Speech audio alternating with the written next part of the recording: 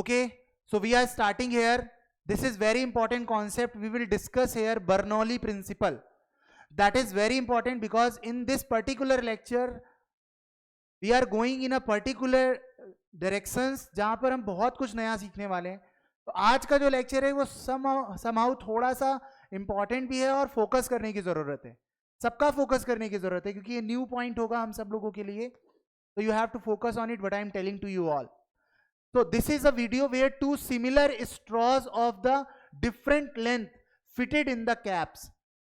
हमने इन कैप में दो अलग अलग हाइट के, this is a longer straw, this is a shorter straw. And what we are doing, you have to observe in the video. तो अभी मैंने इसको पूरा खाली कर दिया. अभी इसमें कुछ भी कोई भी फ्लूइड नहीं है, राइट? और दोनों ही एंड पे मैंने क्या किया है, स्ट्रॉ लगा दिए गए हैं. अब हम लोगों ने फ्लूइड को फिल किया एंड अब इनके कैपिंग को हटाएंगे. इन दोनों को जो हमने ब्लॉक कर रखा था उसको जैसे ही हटाया मैंने तो देखा कि यहाँ से वाटर जो है, कलर्ड फ्लूइड जो है वो बाहर की तरफ जा रहा है, राइट? अब तुम्हें देखना है कि कौन सा बॉटल सबसे पहले एम्प्टी होगा.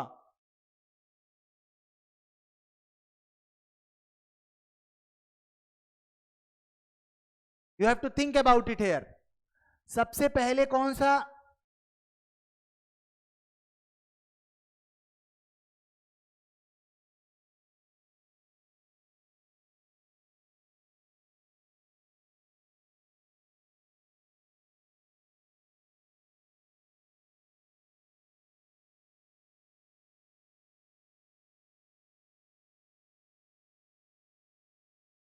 Right? Whenever we remove this particular opening तो देखेंगे हम सभी लोग यहां पर, आप लोग देख रहे होंगे कि जो ये वाली बॉटल है, लॉन्ग स्ट्रॉ, शॉर्ट स्ट्रॉ, दो तरह के स्ट्रॉ हैं, एक शॉर्ट स्ट्रॉ एक लॉन्ग स्ट्रॉ. तो आप लोग देखोगे कि जो लॉन्ग स्ट्रॉ है वो सबसे पहले क्या होगा, एम्प्टी हो जाएगा.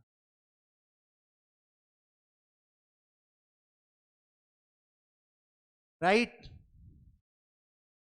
So in this long straw, this is a long straw.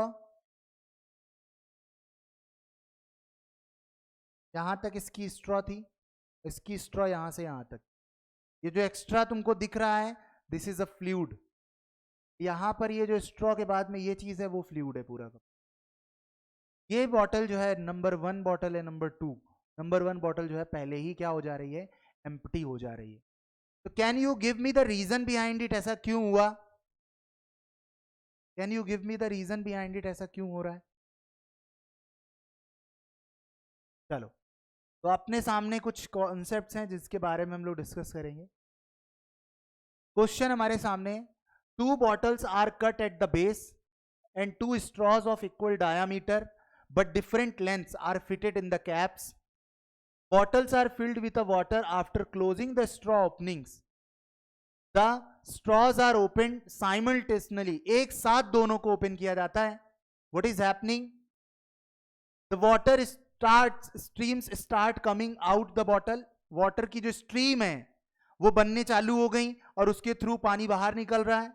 Why bottle with a longer straw gets emptied first? ऐसा क्यों होता है कि लॉन्गर स्ट्रॉ की बॉटल जो है वो जल्दी खाली हो जाती है? Why it is happening actually? तो ये समझने की बहुत ही ज्यादा जरूरत है हमें. तो इसके पीछे फ्लूइड का एक बहुत ही इंपॉर्टेंट कॉन्सेप्ट वर्क करता है and there is a 2 important things are there. First one is the Bernoulli principle. क्या बोलते हैं हम इसे? सभी लोग बताएं, what is the theorem here? That is called as Bernoulli's theorem. ठीक है ना? तो हम लोग यहां पर पढ़ने वाले हैं उसी के बारे में.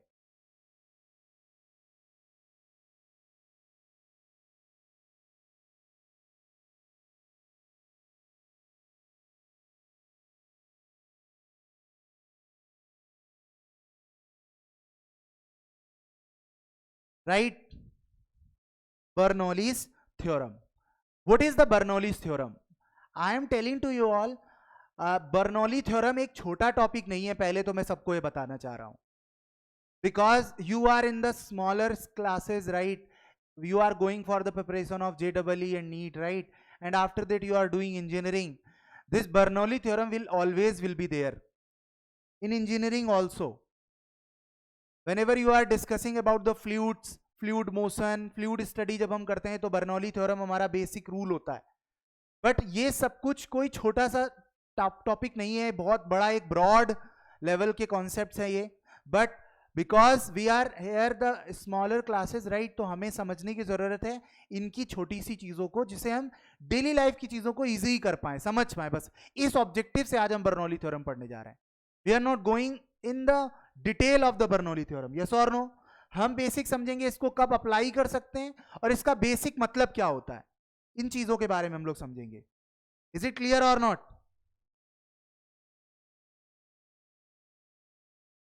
राइट.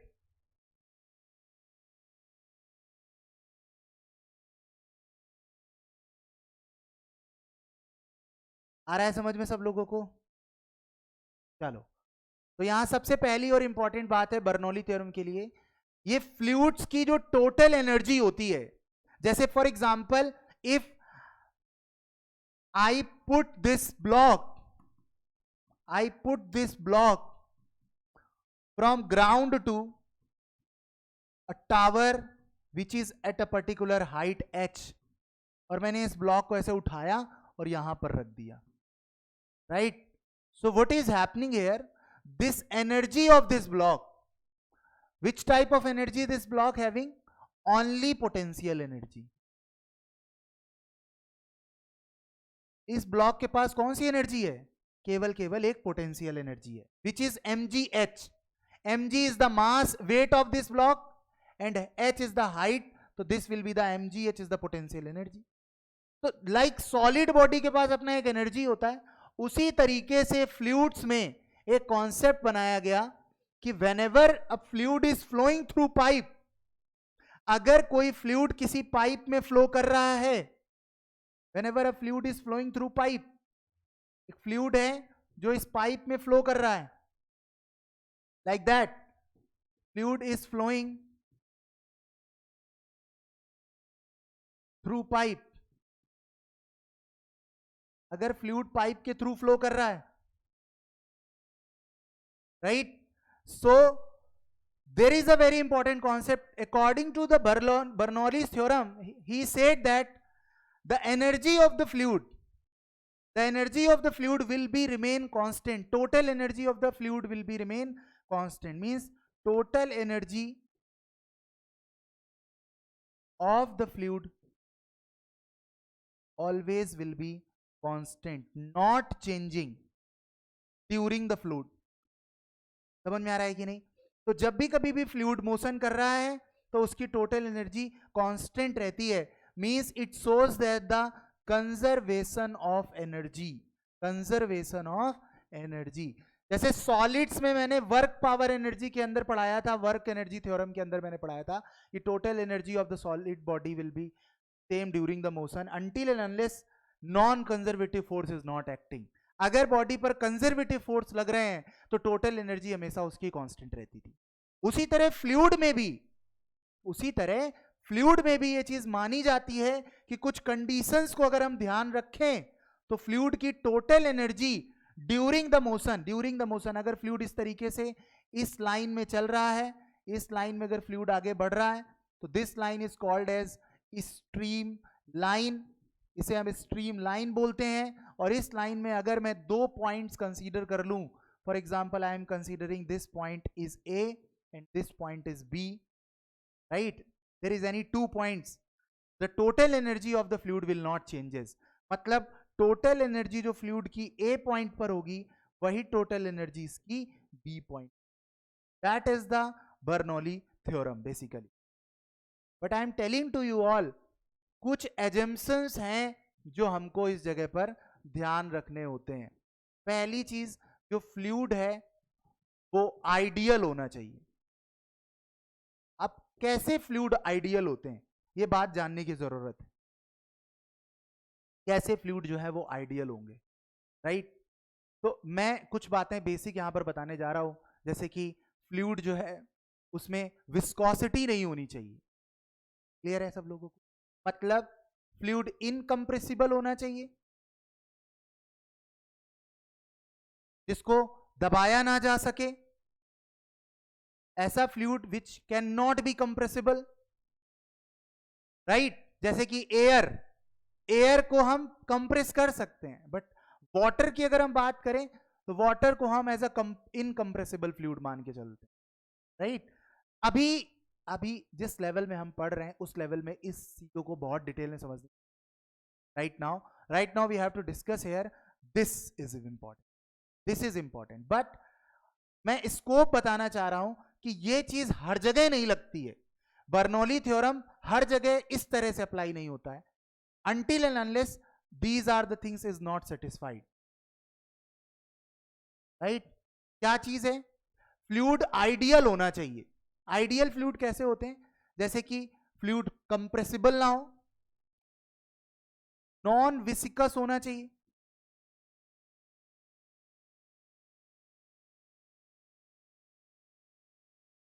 विस्कस फ्लूइड का क्या मतलब है, for example, yes, no internal resistance in the fluid flow, like a honey or water. If you are taking two examples of honey and water, if we are flowing the honey in the pipe and if we are using the Bernoulli theorem, you are not going in a correct direction, right। आप सही direction में नहीं जा रहे हो, समझ गए, आप सही डायरेक्शन में नहीं जा रहे हो। हनी के केस में बर्नौली थ्योरम नहीं लगा सकते, रीजन बिहाइंड इट, क्योंकि हनी एक विस्कस फ्लूइड होता है, हनी को अगर हम फ्लो कराएंगे वाटर सरफेस पर तो ये स्लोली फ्लो करेगा, मतलब फ्रीली फ्लो नहीं कर पाएगा जैसे कि वाटर फ्रीली फ्लो करता है। वाटर हम अज्यूम करते हैं कि वो एक आइडियल फ्लूइड की कंडीशन में आता है हमारे लिए, वाटर एक ideal fluid condition, but ideal fluid होते नहीं है रियलिटी में, समझ में आ रहा है कि नहीं, but we are assuming it. तो ऐसा फ्लूइड जो इनकंप्रेसिबल हो, नॉन विस्कस हो, समझ में आ रहा है कि नहीं, राइट। बताओ यहां तक सबको क्लियर हो रहा है कि नहीं हो रहा है, बताओ।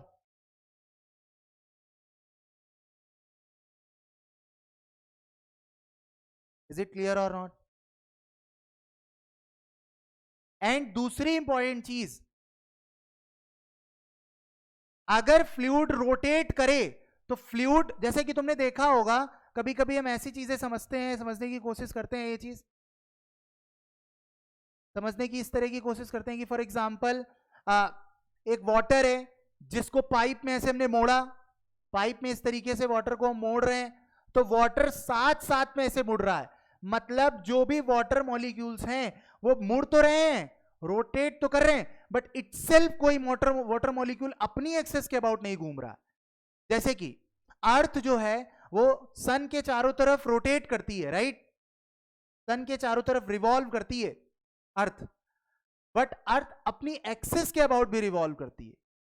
तो फ्लो जो है वो दो तरह का होता है, एक होता है कि रोटेशनल फ्लो होता है और एक फ्लो होता है जिसे हम बोलते हैं इररोटेशनल flow.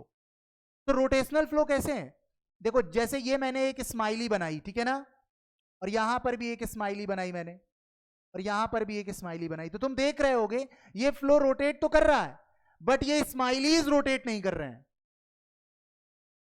Very good, no rotation about their centre of mass, मतलब अपनी एक्सेस के अबाउट वो रोटेट नहीं कर रहा है, ऐसे फ्लूइड को हम इररोटेशनल फ्लो कहते हैं।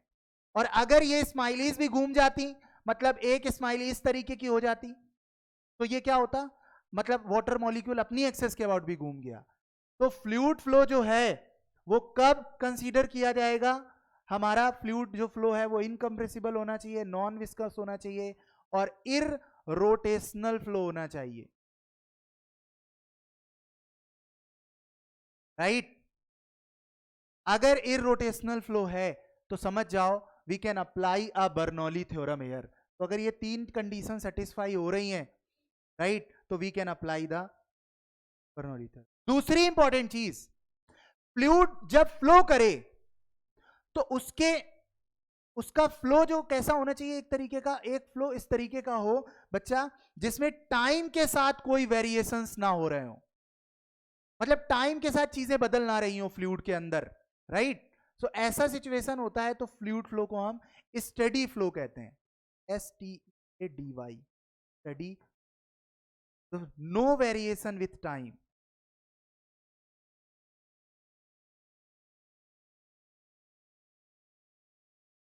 मतलब बात को गौर से सुनो, बहुत गौर से सुनना इस तरह से। जैसे कि ये पाइप है और पाइप के मैं इस किनारे पर खड़ा हूं, समझना मेरी बात को। अब पाइप है, पाइप के इस किनारे पर मैं खड़ा हूं, हो क्या रहा है, जैसे ही इस पाइप से पानी बाहर निकलता है, तो मान लो मैंने कहा कि वाटर 2 मीटर पर सेकेंड से निकल रहा है, वाटर 2 मीटर पर सेकेंड से निकल रहा है, तो मैं अपनी अगर घड़ी को ऑन करूं तो जब टाइम 0 था तब भी स्पीड 2 मीटर पर सेकेंड थी, जब टाइम 1 था तो भी स्पीड 2 मीटर पर सेकेंड थी, जब टाइम 3 था तब भी स्पीड 2 मीटर पर सेकेंड थी। मतलब हम वहां बैठे हैं और हम पानी को देख रहे हैं, पानी की स्पीड में कोई चेंजेस नहीं हो रहा है विद रिस्पेक्ट टू टाइम। हो सकता है कि जो यहां पर स्पीड हो वो कुछ और हो, बट टाइम के साथ वहां की भी स्पीड बदल नहीं रही होगी। मतलब मैं ये कहना चाह रहा हूं कि टाइम के साथ स्पीड किसी एक पर्टिकुलर जगह पर नहीं बदलेगी। आ रहा है समझ में सब लोगों को? पर्टिकुलर जगह पर जो टाइम की है स्पीड हो जो है नहीं बदल रही होगी, समझ गए? इररोटेशनल फ्लो को मैं एक बार समझा देता हूं, होता कैसा फ्लो है। जैसे कि कोई फ्लो ऐसे घूम रहा है, बट मॉलिक्यूल जो वाटर के जो मॉलिक्यूल है वो नहीं घूम रहे हैं, वो नहीं घूम रहे हैं अपनी एक्सेस के अबाउट। जैसे मैंने तुम्हें कहा कि अर्थ सन के अराउंड तो घूमे, अर्थ सन के अराउंड तो घूमे, बट अपनी एक्सेस के अबाउट ना घूमे। अब अर्थ अपनी एक्सेस के अबाउट घूम रही हो, सन के अराउंड घूम रही, तो वो रोटेशनल फ्लो है। मतलब अर्थ अगर एक कोई वाटर मॉलिक्यूल होता, अर्थ कोई वाटर मॉलिक्यूल होता और जो अर्थ का ऑर्बिट है वो एक पाइप होता, समझ में आया कि नहीं आया? तो अर्थ जो होती वो अपनी एक्सेस के अबाउट भी घूमती और साथ ही साथ में सन के चारों तरफ भी घूमती। ऐसे फ्लो को हम बोलते हैं rotational flow. But if the flow is there, जो सन के चारों तरफ तो घूम रहा है बट अपनी एक्सेस के अबाउट नहीं घूम रहा है, that is called as irrotational flow. मतलब हमने पाइप तो मुड़ा हुआ बना दिया, पाइप ऐसे ऐसे करके मोड़ दिया तो फ्लूइड भी ऐसे ऐसे करके मुड़ जाएगा, लेकिन वाटर मॉलिक्यूल अपनी एक्सेस के अबाउट नहीं घूमेंगे। मतलब एक तरीके का समझ पा रहे हो कि पानी के अंदर कोई भंवर नहीं बनेगा, घूमने वाला इस तरीके का सिचुएशन नहीं होगा। वाटर फ्लो करेगा कर्ड पाथ पर बट अपनी एक्सेस के अबाउट नहीं घूमेगा, that is called as irrotational flow. Steady flow के बारे में मैं तुम्हें बता रहा था कि अगर मैंने पाइप का कोई भी एक एंड पकड़ लिया, कोई भी एक जगह पकड़ ली और वहां पर हम बैठ के टाइम के साथ पानी की स्पीड देख रहे हैं, तो हमें पता चल रहा है पानी कंटिन्यूअस सेम स्पीड से चल रहा है, पानी की स्पीड बदल नहीं रही है, वाटर की स्पीड बदल नहीं रही है। जैसे कि एग्जाम्पल के तौर पर फिर से हम एक बात समझते हैं, अगर मैंने कुछ इस तरीके की सिचुएशन ले ली, कोई ऐसा पाइप ले लिया मैंने, इस तरीके का पाइप ले लिया, एक तरफ मोटा है और एक तरफ पतला पाइप। अब हो सकता है यहां पर वाटर 4 मीटर पर सेकेंड से बाहर आ रहा हो और यहां पर वाटर 1 मीटर पर सेकेंड से अंदर जा रहा हो, बट जो इंसान यहां बैठा है और जो इंसान यहां बैठा है, समझना मेरी बात को गौर से, if this flow is study, अगर ये फ्लो स्टडी फ्लो है, अगर ये फ्लो स्टडी फ्लो है, तो वाटर क्या होगा, यहां पर सुबह शाम दोपहर जब भी कभी भी तुम मुंह उठा के देखने आ जाओगे तो हर समय पानी की स्पीड 4 मीटर पर सेकेंड। जब तुम यहां पर देखोगे किसी भी समय सुबह दोपहर शाम शाम कभी भी देखोगे तो हमेशा 1 मीटर पर सेकेंड से फ्लूइड अंदर जाता है, स्पीड चेंज नहीं हो रही है, that flow is called as steady flow. यार समझ में आ रहा है कि नहीं आ रहा है सभी लोगों को? मतलब at a pipe each and every point जो भी स्पीड है वो एवरी टाइम सेम रहेगी, वो नहीं बदलेगी।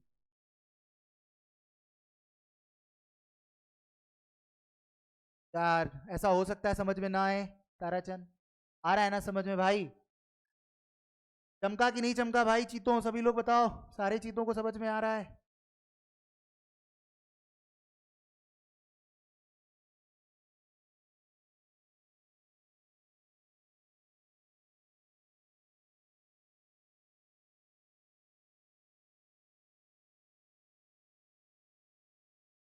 Very good. चलो अब ये बात तो हमें समझ में आ गई कि फ्लूइड किस तरीके का होना चाहिए अगर हम बर्नौली थ्योरम लगाने जा। पहला, incompressible non viscous irrotational steady flow. ये बातें तो हमें समझ में आ गई बच्चा? वो समझ में आ गई I think. This is an example of a steady flow also. At every time t0, t1, t2, t3, t4, whenever you are considering any time, you are taking the flow is similar, flow is constant, it is not changing with respect to time. No variation with time. अब दूसरी important चीज आती है, एक तो बात आ गई fluid की, दूसरी बात आ गई है अब फोर्स की. किसकी बताओ सभी लोग?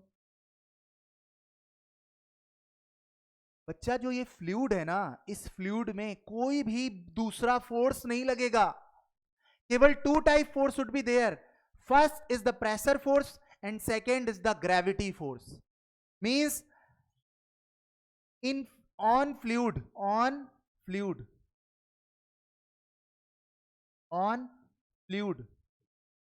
except sorry, right? यहां तक सबको समझ में आ रहा है? Is it visible to all? चलो, तो on fluid except gravity and pressure force should be 0.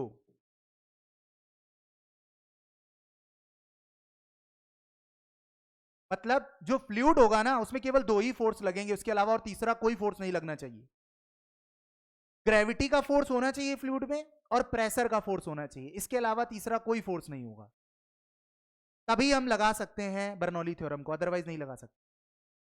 अगर लगाएंगे तो ऐसे नहीं लगाएंगे जैसे यहां है कि टोटल एनर्जी ए पॉइंट पर equal to total energy B. समझ में आ रहा है कि नहीं? अच्छा, हम किस तरह के फोर्स की बात नहीं कर रहे हैं जो नहीं होने चाहिए?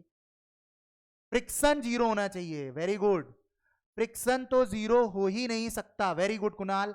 फ्रिक्शन जीरो हो ही नहीं सकता. इसी कारण से बर्नौली थ्योरम जब हम लगाएंगे फ्रिक्शन को कंसीडर करने के लिए, कि फ्रिक्शन हमेशा पाइप में होगा, तो हम क्या करने वाले हैं कुणाल? जो एनर्जी लॉस होगी ना, उसको हम कंसीडर करेंगे बर्नौली थ्योरम के अंदर, राइट? मतलब हम ये कहेंगे कि पहले टोटल एनर्जी इतनी थी, अब फ्रिक्शन की वजह से एनर्जी लॉस हो गई, तो बाद में जो एनर्जी होगी प्लस में फ्रिक्शन का लॉस जोड़ना पड़ेगा हमें उसमें, राइट कुणाल?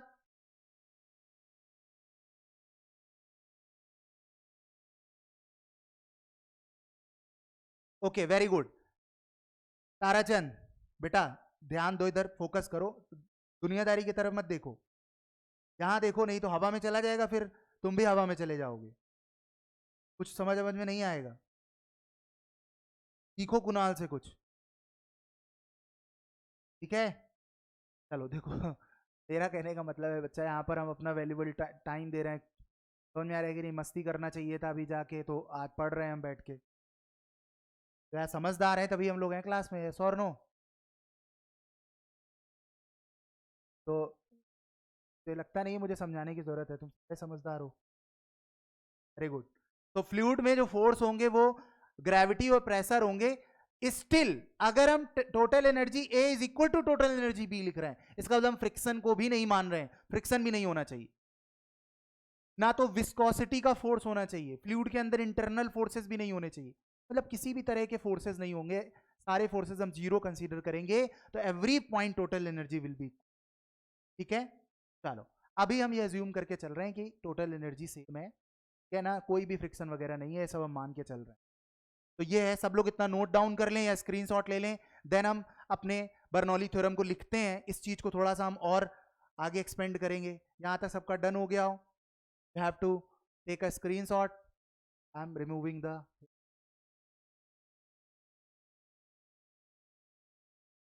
Very good. चलो, तो अभी मैंने तुम्हें बताया कि जो टोटल एनर्जी है ए पर, at A is the point on the fluid, is equals to total energy at B point will be same, will be equal. और you can say total energy, या इसको ऐसे लिख लो, total energy at any point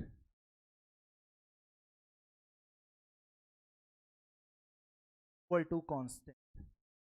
अब वो type of total energy we are considering here, कौन कौन सी total energy की हम बात कर रहे हैं, टोटल एनर्जी में कौन कौन सी एनर्जीज जो है वो ऐड हो रही हैं। जैसे कि मैंने अभी पाइप की बात करी थी यहां पर बच्चा, if the fluid is going in that direction, if we are considering this is a point A, this is a point B, तो कहीं ना कहीं ये फ्लूइड, ये अगर ग्राउंड है तो ग्राउंड से ये पॉइंट ए कुछ हाइट पर है ना, और बी वाला पॉइंट भी कुछ हाइट पर है। यहां पर जो पॉइंट होगा उसकी कुछ वेलोसिटी होगी कि नहीं फ्लूइड की, यहां पर कुछ पॉइंट होगा तो इसकी भी कुछ ना कुछ वेलोसिटी होगी बी पॉइंट पर फ्लूइड की, फ्लूइड की कुछ ना कुछ क्या होगी बताओ, वेलोसिटी होगी। यहां पर अगर वेलोसिटी v मान रहे हैं, हम a मान रहे हैं, यहां पर वेलोसिटी vb मान रहे हैं, यहां पर हाइट h a मान रहे हैं, यहां पर हाइट h b मान रहे हैं, यहां पर प्रेशर कुछ ना कुछ होगा a पर जिसका नाम पी ए है, यहां पर प्रेशर फ्लूइड का कुछ ना कुछ होगा जिसका नाम हमने क्या माना, पीबी माना। तो जो ये टोटल एनर्जी है बच्चा, इसमें तीन एनर्जी का सम है, तीन एनर्जी। First energy is called as pressure energy plus kinetic energy. Why kinetic energy? Anyone can tell me? Why kinetic energy we are considering?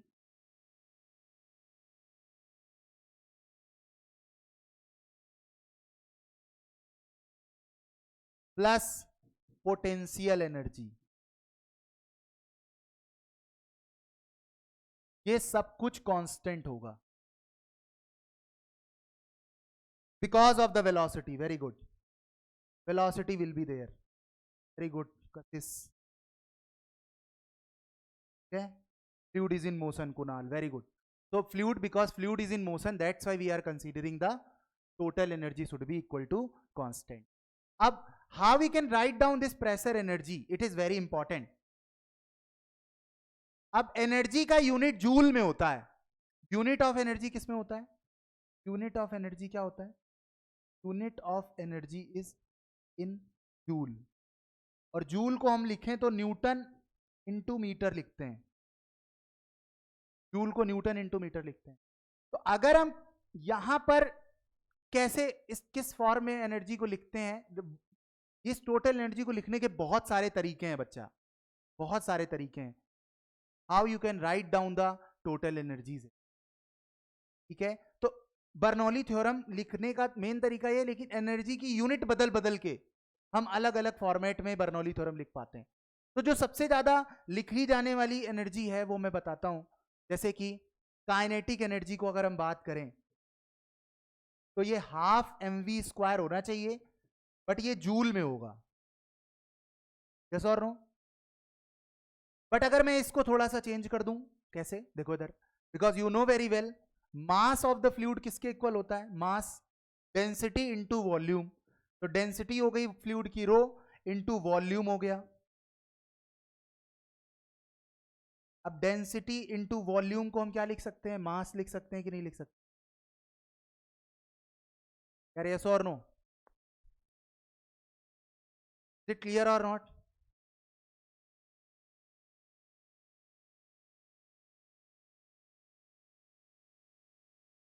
और अगर हम यहां पर, वेरी गुड, क्लियर है, तो इस मास को अगर हम चेंज करें अलग अलग फॉर्मेट में, तो ये जो चीज है, ये एनर्जी जो है, ये इस तरीके से भी लिखी जाती है, v²/2g, डेंसिटी इंटू वॉल्यूम। मेरे ख्याल से सबको समझ में आ रहा है यहां पर, है ना? इज इट क्लियर और नॉट?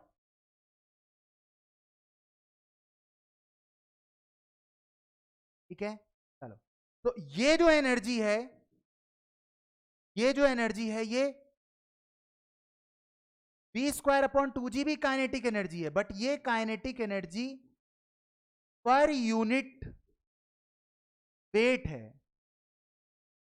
मतलब अगर हम वेट को यूनिट मान लें, पर यूनिट वेट पर अगर एनर्जी की बात करें, तो इसको हम v²/2g लिख सकते हैं। कैसे लिख सकते हैं, देखो इधर, ये हमारा एनर्जी है half mv²,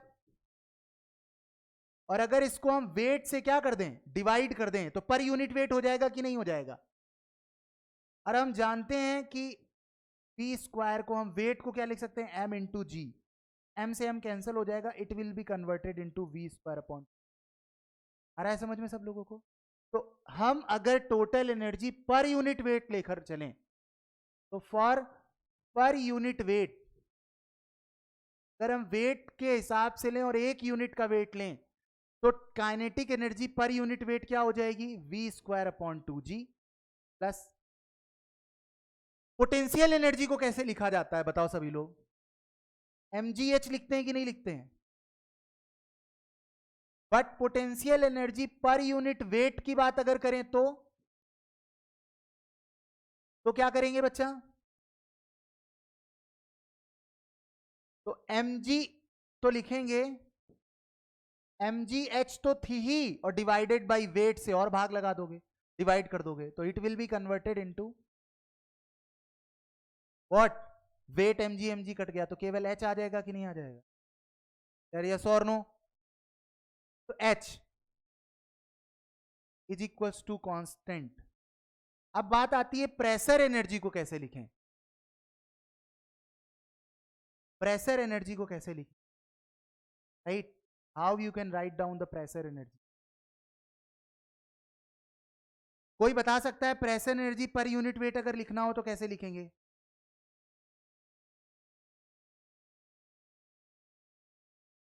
can anyone tell me? जल्दी जल्दी बताओ सभी लोग।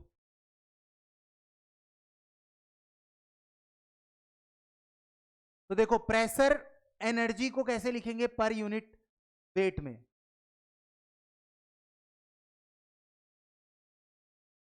तो ये चीज होती है P बाई रो जी। कितना होता है बताओ सभी लोग? P by rho into g. This is called as pressure energy, pressure energy per unit weight. मतलब अगर हम P बाई रो जी में वेट का मल्टीप्लाई कर दें तो वेट हो जाएगा mg, और P by rho g m कितना होता है बताओ? Density into volume into g हो जाएगा, से जी कट हो जाएगा, डेंसिटी से डेंसिटी कट हो जाएगा, तो प्रेशर इंटू वॉल्यूम आ जाएगा कि नहीं आ जाएगा? That will be the pressure, right? तो प्रेशर इंटू वॉल्यूम अगर हम मल्टीप्लाई करते हैं तो ये पता चलता है कि कितना एनर्जी है। अब इसको थोड़ा सा टफ लग रहा होगा, इसको और आसान तरीके से समझ। सबको पता है कि प्रेशर का यूनिट क्या होता है, unit of pressure newton upon metre square होता है कि नहीं होता है? What is the unit of pressure? Newton upon metre square, yes और नो? फोर्स अपॉन एरिया,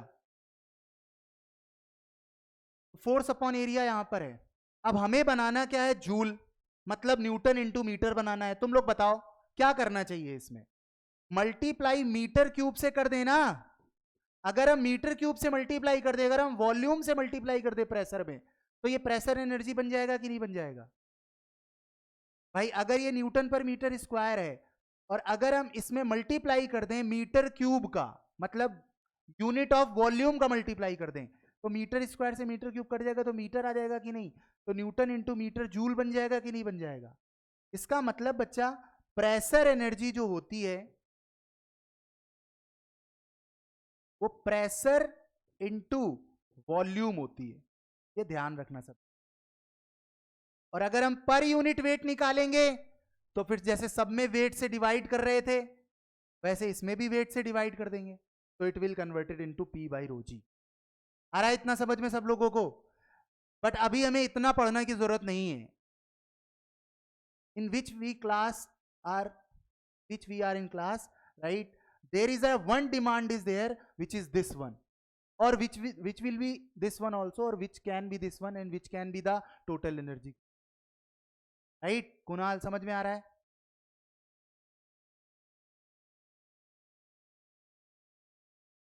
हाँ, सबको ये जरूर याद होगा कि kinetic energy sir half mv square होता है, पोटेंशियल एनर्जी सर mgh होता है। सर प्रेशर एनर्जी क्या होता है वो हमें नहीं पता है, तो pressure into volume, pressure into volume, right? So with the help of pressure into volume, you can get the pressure energy. If you divide with weight, you will get the pressure energy per unit weight, P by rho g. v square upon 2g h और constant. अब थोड़ा सा दिमाग लगाने की कोशिश कर, यहां 3 टर्म है, पहला टर्म है प्रेशर, दूसरा टर्म है स्पीड और तीसरा टर्म है हाइट, और ये तीनों ही आपस में सम बनाकर कितनी वैल्यू देते हैं, कांस्टेंट, बदलते नहीं है। तो कल को ये अगर बढ़ जाता है, ये नंबर अगर बढ़ता है, तो इन दोनों को बैलेंस करना पड़ेगा। समझ में आ रहा है कि नहीं, इन दोनों को घटना पड़ेगा जिससे कि सम जो है वो इक्वल टू सेम रहे, राइट। पहले तो इतना बताओ, सभी लोगों ने नोट कर लिया, जल्दी जल्दी fast, if you have done it take a screenshot.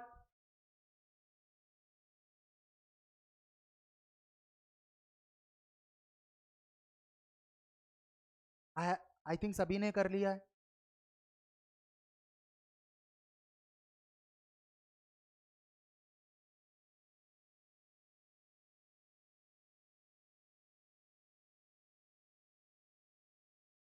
Very good,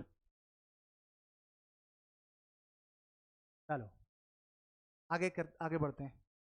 तो यहां तक समझ में आ गया है, मैं इसे क्लीन कर दे रहा हूं, ठीक है ना।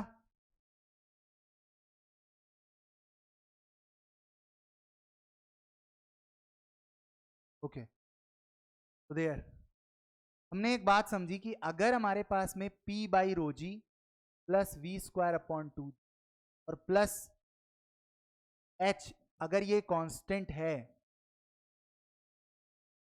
तो ये 3 नंबर कांस्टेंट है। जैसे मैं एग्जांपल के तौर पर देता हूं, फॉर एग्जांपल ये 10 है, ये 40 है, ये 20 है, तो इसका सम कितना होगा 70, यस और नो।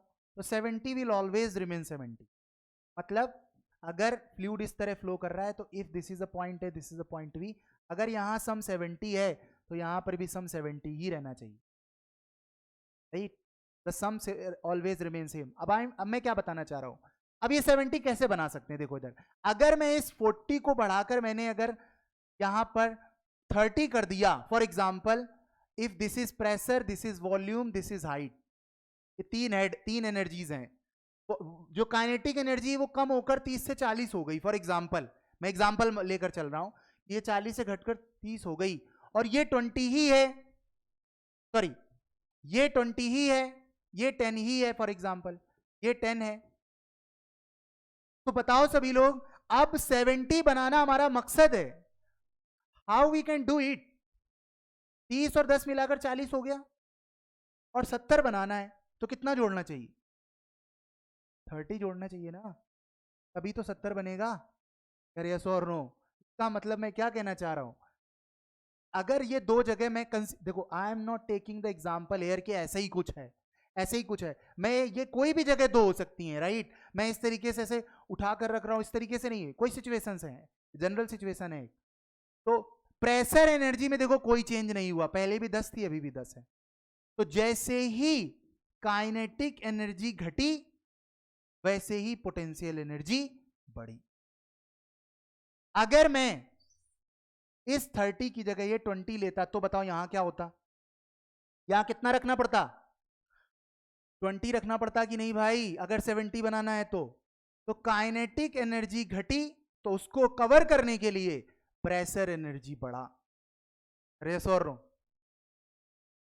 अगर कुछ ऐसा होता कि यहां 30 की जगह 50 हो जाता और यहां 20 की जगह 20 ही रहता, तो बताओ यहां प्रेशर एनर्जी 0 करना पड़ता कि नहीं करना पड़ता, तभी तो 70 आता। 0 होता तो इससे क्या होता, काइनेटिक एनर्जी बढ़ी तो प्रेशर एनर्जी घटी, यस और नो। नहीं आया तुम लोग, अरे यार जी, तो नहीं आ रहा है सब लोग को समझ में, लगता आ नहीं रहा है, आ रहा है तो मुस्कुराते हुए सभी लोग एक बार यस और नो में रिप्लाई करें, सारे के सारे जीते। 3 4 5 ही मुस्कुरा रहे हैं, और कोई तो पता नहीं क्या कर रहे हैं, बंद करके मोबाइल साइड में रख दिया। आप मम्मी को पता चले कि क्लास तो चल रही है, आवाज आ रही,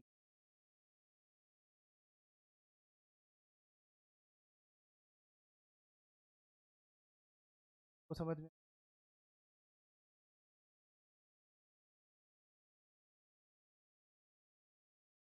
pressure energy and potential energy is not the same thing, pressure energy अलग चीज है और पोटेंशियल एनर्जी अलग चीज है, राइट। पोटेंशियल एनर्जी हाइट से रिलेटेड है और प्रेशर एनर्जी प्रेशर से related, both are not same. Three energies are different to each other, means proportional. ऐसे कुछ कह नहीं सकते हैं कि ये प्रोपोर्शनल हैं, अभी ऐसा कुछ भी नहीं कह सकते हैं, राइट। वी कैन नॉट सी से द थिंग्स कि ये दोनों प्रोपोर्शनल है, ये इसके, ऐसा कुछ भी नहीं। चलो डन, वेरी गुड। अब एक बात यहां तक तो समझ में आ गया कि कोई भी एक चीज चेंज होगी तो दूसरा उसको काउंटर करके बैलेंस करने की कोशिश करेगा। अब हम एक एग्जाम्पल लेते हैं और उस पर बर्नौली थ्योरम लगा कर देखते हैं पहले, ठीक है। एक एग्जाम्पल लेते हैं और उस पर बर्नौली थ्योरम लगा के देखते हैं, ठीक है। So for example this is a horizontal pipe, horizontal pipe, ठीक है। हॉरिजॉन्टल पाइप है, सेम डायामीटर का, मतलब सेम डाया का मतलब क्या हुआ बच्चा, इसका डायामीटर बदल नहीं रहा है, मतलब एरिया जो है इसका कांस्टेंट है, मतलब पाइप एक सिलेंड्रिकल पाइप है। I think is it clear to you. अब अगर फ्लूइड इस तरह से फ्लो कर रहा है from this position to this position, if we are taking the point A here, the point B here, and this is a ground actually, ये height h होगी, ये हाइट h होगी, क्या दोनों हाइट सेम होंगी, यस और no. H A और H B same होगा क्या भाई, एच ए और एच बी सेम होगा क्या भाई, very good, H A will be equal to H B. इसका मतलब है पोटेंशियल एनर्जी ने अपने हाथ खड़े कर दिए कि भाई मैं तो हर समय सेम हूं, मेरे मेरा मेरा तुम सहारा मत लो, मैं तो सेम हूं, मेरा तो भाई कोई चीज नहीं है, मैं तो दोनों की तरफ हूँ, एक तरफ भी हूँ, बी की तरफ भी हूँ, समझ रहे हो ना, होते हैं ना कुछ लोग दोस्त, ठीक है। ए बी, अब हमने अगर टोटल एनर्जी ए पर equal to total energy B लिखना चाहा, if we want to apply the Bernoulli theorem, why we are applying the Bernoulli theorem here, because we know fluid is ideal, fluid is a steady flow, incompressible, irrotational, the forces which is acting on the fluid is only the pressure and the gravitational force, so we are ready, थप्पा लग गया है, अब हमें लगा देना है Bernoulli theorem. समझ में आ रहा है कि नहीं सभी लोगों को, तो बर्नौली थ्योरम अब हम लगा सकते हैं, और बर्नौली थ्योरम जब लगाएंगे तो हमें तीनों एनर्जी को लेके चलना पड़ेगा। तो पहले तो प्रेशर ए पर डिवाइडेड बाई रोजी, अच्छा रोजी रोजी सेम रहेगा, यहां पर भी रोजी, यहां पर भी रोजी, रोजी रोजी सेम, क्योंकि रो बदल नहीं रहा है, फ्लूइड वही है, वाटर ही है, ऐसा तो है हुआ नहीं कि ए पर आया वाटर और बी पर पहुंचा तो पता चला कि कोई दूसरा फ्लूइड बन गया, ऐसा हो जाएगा क्या, अरे यार नहीं होगा ना, तो फ्लूइड तो एक ही है जिसकी डेंसिटी रो है, तो वेलोसिटी तो ए पर होगी कुछ ना कुछ, वी ए होगी यहां पर वेलोसिटी वी पी होगी, for example we are taking air, P A square upon 2g plus H, H is equals to P B upon rho g और plus P B square upon 2g plus, बताओ बात समझ में आ रही है सब, तो एच एच कैंसिल हो जाएंगे, तो मैंने थ्योरम लगा लिया यहाँ, पी को छोटा बना के रखना, स्मॉल लेटर में पी बनाया जाता है, पी भी स्मॉल लेटर में बनता है, A square upon 2 equals to P upon rho g plus P square upon, this is the Bernoulli. तब बात समझ में आई,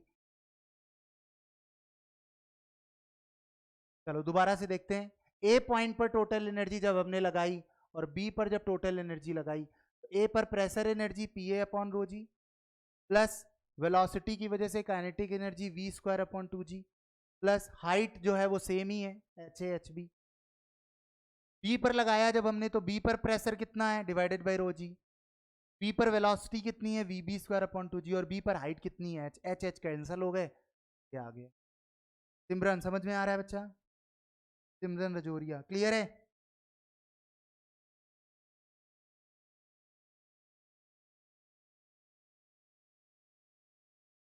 अपेक्षा को सबसे पहले समझ में,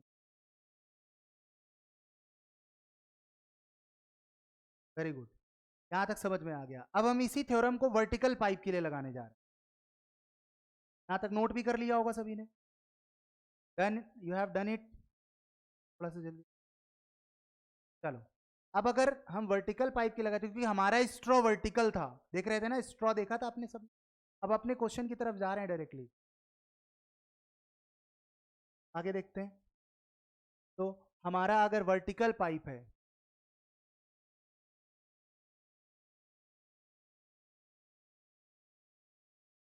और वर्टिकल पाइप, वर्टिकल पाइप है अगर ऐसा है, स्ट्रॉ एक पाइप की तरह है, बस उसका डायमीटर छोटा होता है, पाइप का डायमीटर बड़ा होता है। Doesn't matter, water is flowing downward, if this is a point A, this is a point B, right.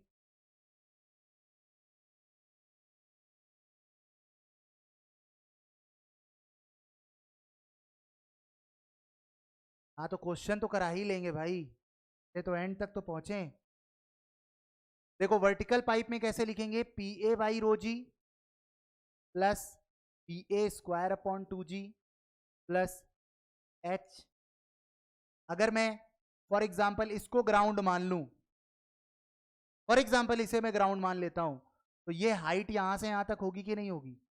ए की हाइट h हो जाएगी, और बी की हाइट कितनी हो जाएगी? 0, क्योंकि वो ग्राउंड ही है।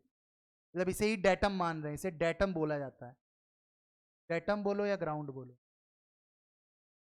यस। स्ट्रॉ जो है वो सेम एरिया का है भाई। यहां पर भी एरिया जितना होगा, जितना मोटा यहां पर होगा, उतना ही मोटा यहां पर भी तो होगा यार, यस और नो। पाइप अगर सेम डायामीटर का है तो डायामीटर सेम होगा, ठीक है ना।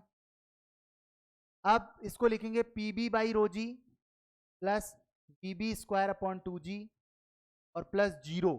यहां पर 0 हाइट होगी, यहां h कितना होगा? 0, और एच ए कितना होगा? h के बराबर होगा। तो फाइनली एक बात को और गौर से समझो सभी लोग, if this pipe is open, अगर ये पाइप ओपन है बच्चा, बहुत गौर से सुनने की कोशिश करो। ए पॉइंट पर अगर कोई पानी भरा हुआ है, यहां तक ऐसे वाटर फिल है, और ये पाइप ऊपर से ओपन है, बहुत गौर से सुनो सभी लोग, इंपॉर्टेंट है ये चीज समझना। तो हुआ क्या चीज यहां पर एक्चुअली, ये अगर पाइप ओपन होगा तो इस जगह पर जो प्रेशर होगा वो कौन सा प्रेशर होगा? एटमॉस्फेरिक प्रेशर होगा, राइट। बेटा तुम छोड़ के चले जाओ क्लास, निकल। यहां पर प्रेशर कैसा प्रेशर होगा? एटमॉस्फेरिक प्रेशर होगा। एटमॉस्फेरिक का प्रेशर का मतलब समझो सभी लोग, राइट। तो the pressure will be atmospheric here. यहां पर भी एटमॉस्फेरिक ही प्रेशर होगा, क्योंकि ये भी ओपन है और ये भी ओपन है, दोनों ही एंड ओपन है। ओपन टू एटमॉस्फेयर है, अगर कोई चीज ओपन टू एटमॉस्फेयर है तो उस जगह प्रेशर एटमॉस्फेरिक ही होता है। यहां पर भी एटमॉस्फेरिक प्रेशर होगा और यहां पर भी एटमॉस्फेरिक प्रेशर होगा, because the ends are not closed, both are open. तो एक पाइप ओपन है, नीचे ऊपर से भी ओपन है, नीचे से भी ओपन है, तो नीचे भी एटमॉस्फेरिक, ऊपर भी एटमॉस्फेरिक। आ रहा है समझ में सब लोगों को? थिंक क्लियर है?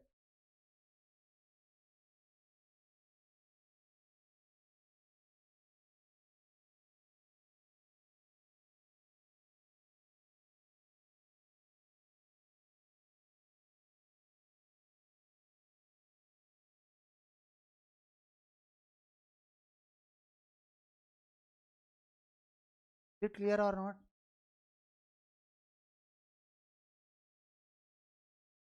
बट एक बात थोड़ा सा,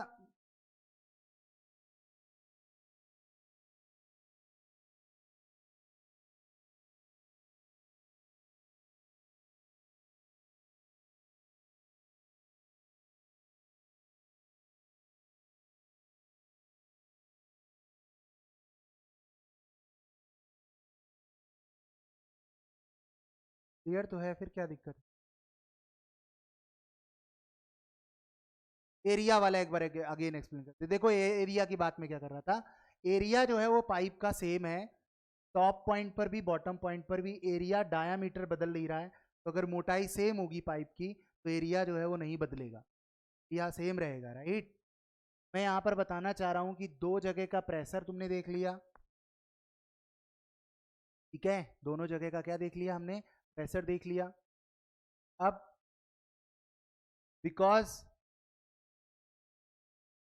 जो पॉइंट ए है और जो पॉइंट बी है वहां पर अपना अपना एक वेलोसिटी होगा, ठीक है, ये प्रेशर और ये प्रेशर सेम हो जाएंगे बिकॉज दोनों एटमॉस्फेरिक हैं, तो ये प्रेशर और ये प्रेशर कैंसल हो जाएगा।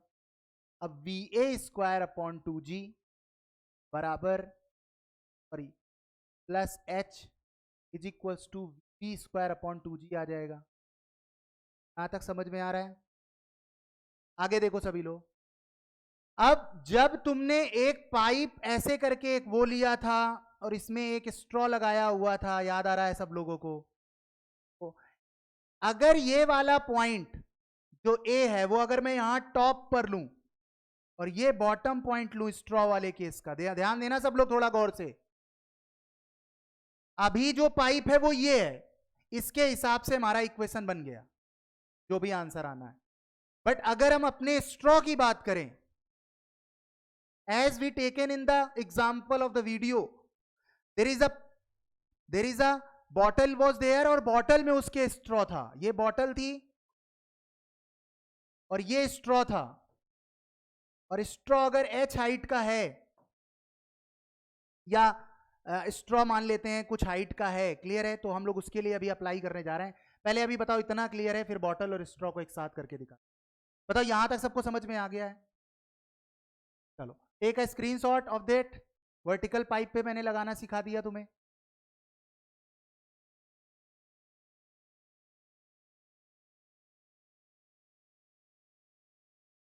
atmospheric pressure is the pressure applied by air on that particular surface। तो ये भी हमारा सी लेवल है, यहां पर भी उतना ही प्रेशर और यहां पर भी उतना ही प्रेशर होगा, क्योंकि ये जो हाइट है ये कोई 1 किलोमीटर या 2 किलोमीटर की है नहीं, समझना मेरी बात को गौर से। तो यहां से भी एयर ही प्रेशर लगाएगी, यहां से भी एयर ही प्रेशर लगाएगी, इस वाटर का कोई काम नहीं रह जाएगा।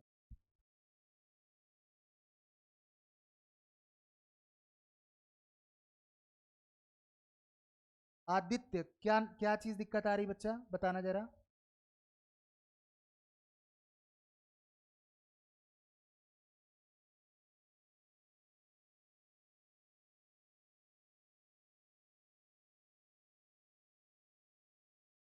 Aditya what is the problem?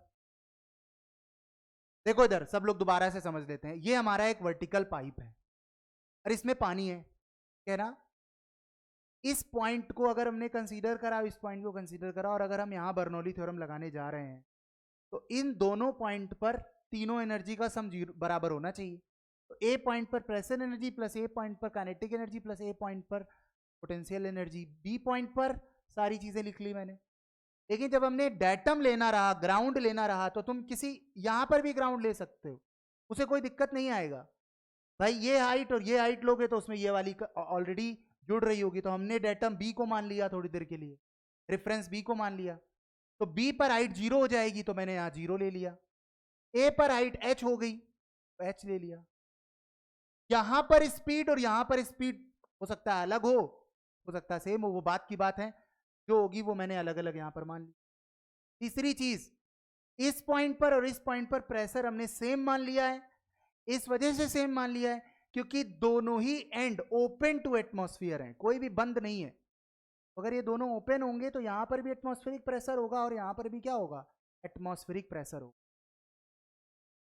Aditya, और अगर दोनों जगह एटमॉस्फेरिक प्रेशर होगा तो दोनों ही सेम प्रेशर हैं और जो कि एटमॉस्फेरिक प्रेशर के बराबर है, तो इस वजह से यहां का प्रेशर एनर्जी यहां का प्रेशर एनर्जी इक्वल होने की वजह से कैंसिल हो जाएगा। तो यहां का काइनेटिक एनर्जी और यहां का काइनेटिक एनर्जी और ये पोटेंशियल का सम इक्वल, राइट आदित्य? इतना क्लियर है अभी? यहां तक क्लियर है?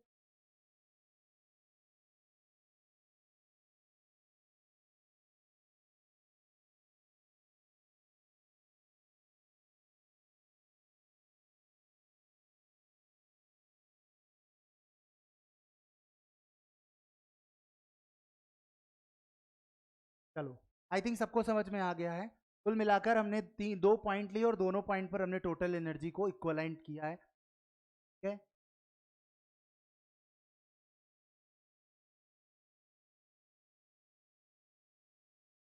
अब हम स्ट्रॉ के लिए अगर लगाते हैं, जो मैंने बॉटल लिया था इस तरीके से, बॉटल में स्ट्रॉ ऐसे जोड़ी थी मैंने, तो अगर यहां तक ये पानी भरा हुआ है for example, right, if you are taking 2 points, that is the point A, that is the point B, समझने की कोशिश करो, यहां पर वाटर के पास स्पीड ज्यादा नहीं होगी, it will very very small.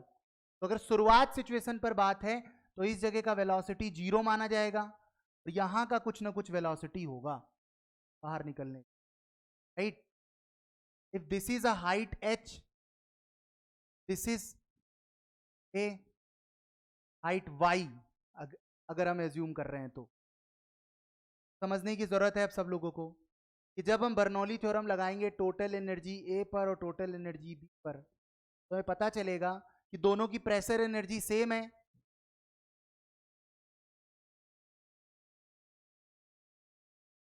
Plus V A square ये upon rho g V A square upon 2 plus ये डेटम अगर हम मान लेते हैं, एज्यूम कर लेते हैं, तो एच बी 0 हो जाएगा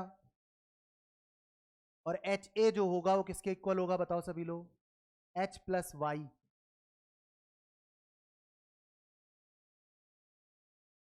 तो यहां आ जाएगा P B upon rho g plus P square upon 2g plus H plus Y, क्या आ गया एच बी।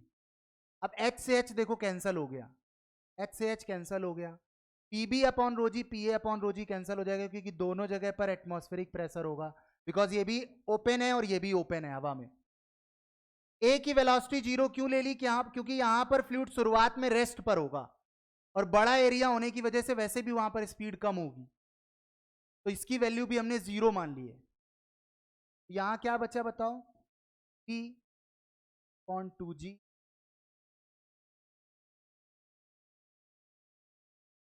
सॉरी सॉरी थोड़ा सा गलत हो गया, हाँ गलत हो, प्लस ए पॉइंट पर एच प्लस वाई होगा,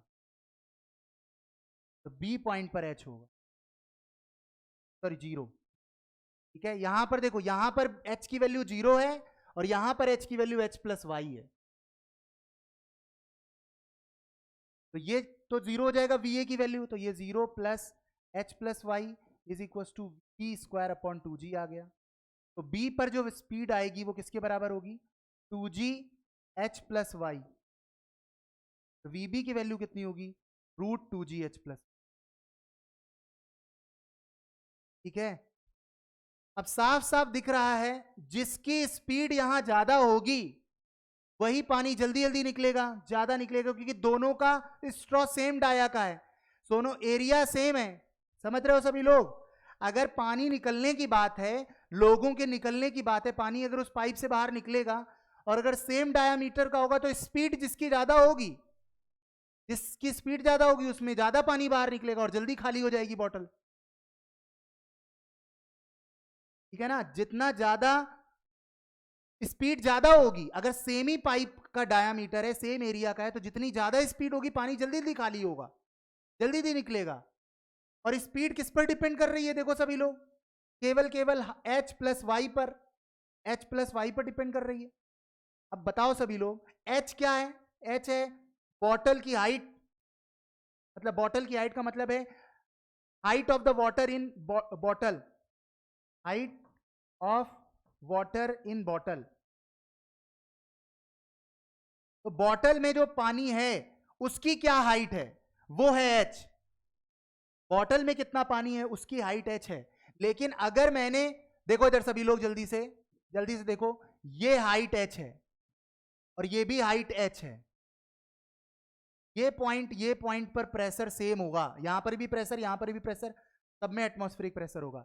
बट यहां का स्ट्रॉ जो है और यहां का जो स्ट्रॉ है दोनों का अलग अलग है, हाइट ऑफ स्ट्रॉ अलग अलग है, इसका वाई जो है ज्यादा है और इसका वाई जो है वो कम है।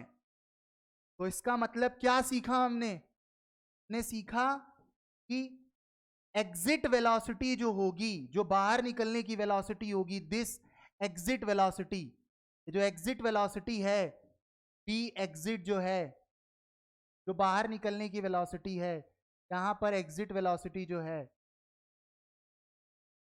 वो एग्जिट वेलोसिटी डायरेक्टली प्रोपोर्शनल किसके है बताओ? वाई के। यस और नो? मतलब height of the straw, Y क्या चीज है? Length of the straw. Y क्या चीज है? Y length of straw. तो स्ट्रॉ जितना ज्यादा लंबा होगा, स्ट्रॉ जितना ज्यादा लंबा होगा, उसकी एग्जिट वेलोसिटी उतनी ज्यादा होगी, तो पानी ज्यादा जल्दी क्या होगा? उससे बाहर निकलेगा, right?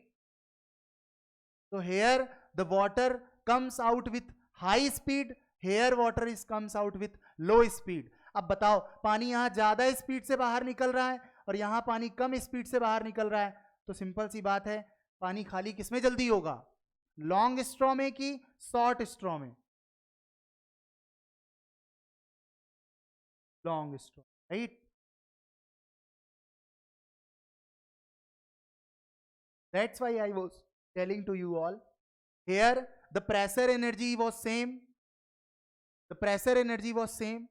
Only kinetic energy and potential energy was contributing to each other.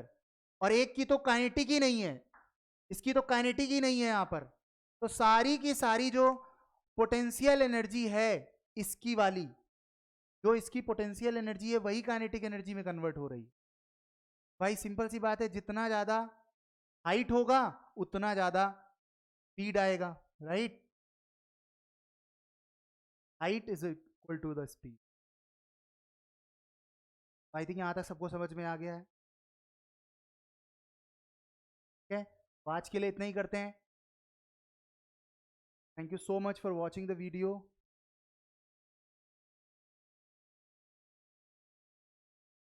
Yes, we will take the class on 2nd, 3rd and 4th June. For the 5th June students, क्या डिफरेंट और अच्छा कर सकते हैं 2nd जून वाले बच्चों से? 2nd जून को कोई क्लास नहीं लेंगे हम, 2nd जून को लेंगे क्लास नहीं लेंगे, क्योंकि 2nd जून को बस मॉर्निंग में भले ही मैं थोड़ा समझा दूंगा कि कैसे एग्जाम करना है हमें,